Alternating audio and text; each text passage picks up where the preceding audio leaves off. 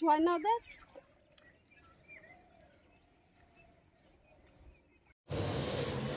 হরিহরপাড়ায় রাতের অন্ধকারে ধানের বীজতলা নষ্ট করে দেওয়ার অভিযোগ উঠল দুষ্কৃতীদের বিরুদ্ধে। হরিহরপাড়া থানার খিদিরপুর কলোনি এলাকার ঘটনা। খবর পেয়ে ঘটনাস্থলে পৌঁছায় পুলিশ। অভিযোগ, সকালে জমিতে আসতেই মাথায় হাত চাষিদের। কয়েক জায়গা মিলিয়ে প্রায় 1 বিঘা জমি ধানের বীজতলা নষ্ট করে দেওয়া হয়েছে। ধান লাগানোর জন্য জমি পচিয়ে প্রস্তুতি নিয়েছিল চাষিরা। 2-1 দিনের মধ্যেই তারা ধান লাগাতো। ওই ধানের বীজতলা প্রায় 20 বিঘারও বেশি জমিতে লাগানো হতো বলে জানান চাষিরা। এখন কি করবেন তারা বুঝে উঠতে পারছেন না। চাষিরা চাইছে পুলিশ তদন্ত করে দোষীদের কঠোর ব্যবস্থা নিক। হরিহরপাড়া থানায় লিখিত অভিযোগ জানাবে বলে জানান চাষিরা। ঘটনার তদন্ত শুরু করেছে পুলিশ। ব্যুরো রিপোর্ট, KTN 5 গ্রাম নিউজ। বিছনটা তুলে লাগানো আছে, জমি কাদানো হয়ে গেছে। এই জিনিসগুলো এইভাবে যদি ক্ষতি হয়, ওদেরটা পাশে আছে জমি, ওদের জমি পাশে আছে, ছাগল গরুদের অত্যাচার করছে, সবকিছুই করছে, তাও আমরা মেনে নিই। ওদের কোনো ক্ষতি হচ্ছে না, শুধু ক্ষতি আমাদেরই হচ্ছে। দেখেন কিভাবে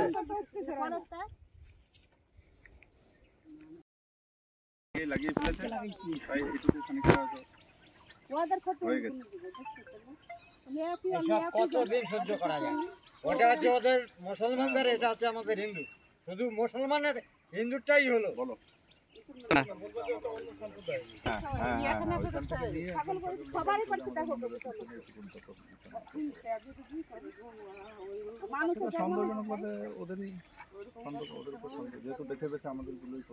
মানুষের গায়ে রক্ত এই সহ্য করা যায়? এতে কি লাভ পাচ্ছে? আমি এটাই তো কি লাভ পাচ্ছে এতে? এখানে গত রাত্রে ধানের জমির বীজতলাকে কেটে ফেলা হয়েছে। মানে আজকেই সব মানুষে ধানের জমিতে ধান লাগাতো, তা সকালবেলা শ্রমিক এনে ধান লাগাবে, তো সেই সময় গিয়ে দেখছে যে ধানের বিছন কেটে ফেলা হয়েছে। শুধু আজকে নয়, আমার নিজস্ব ধানের জমি 5-6 বছর আগে সেই বিছন কাটা হয়েছিল। দীর্ঘ 20 বছর আগে থেকে এরকম অত্যাচার চলছে। অত্যাচারের কোনো সীমা নাই। কারুর পাট কাটছে, কারুর ধান কাটছে, অত্যাচারের কোনো সীমা নাই। তাহলে এইসব অত্যাচার কি করে সম্ভব? এই যে মানুষগুলো, গরিব মানুষ, এরা কি করে বাঁচবে? দেখেন, এই যে ধানের বিছন সব কেটে ফেলা হয়েছে। দীর্ঘ 20 বছরের অত্যাচার। আশেপাশে আমাদের এইখানে 2টো সম্প্রদায়ের মানুষ বাস করে, অথচ একটা সম্প্রদায়ের উপর দীর্ঘ 20 বছর ধরে এরকম অত্যাচার চলছে। প্রশাসনকে জানিয়েও কিছু হয় না মোটামুটি।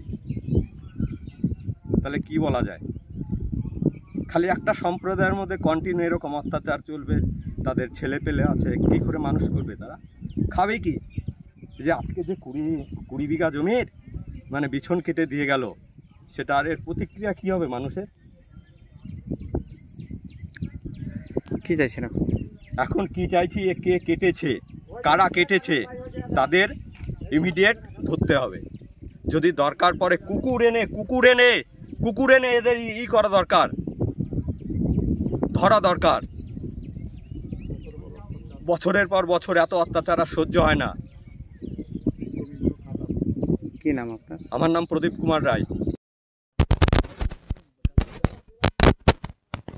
বিষয়টা দেখুন, রাতের অন্ধকারেই সব কাজগুলো হয়।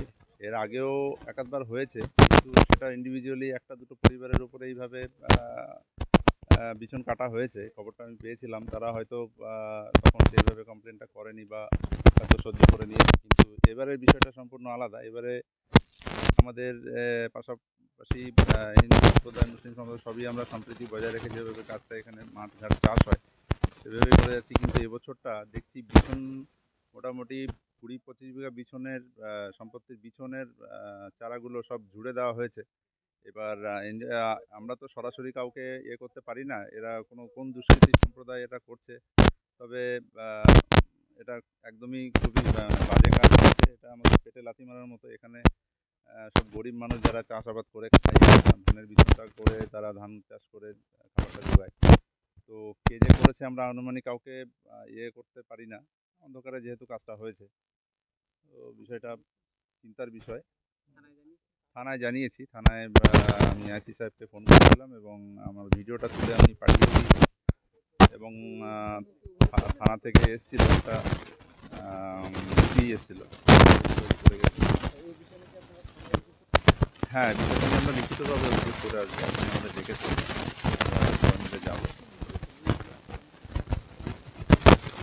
যেহেতু আমরা যেটা অনুমান করছি, আমরা সরাসরি করতে পারবো না, পার্শ্ববর্তী একটা সম্প্রদায়ের বিছন আছে আর আমাদের সম্প্রদায়ের মধ্যে বিছনটা আছে একদম একই জায়গায়।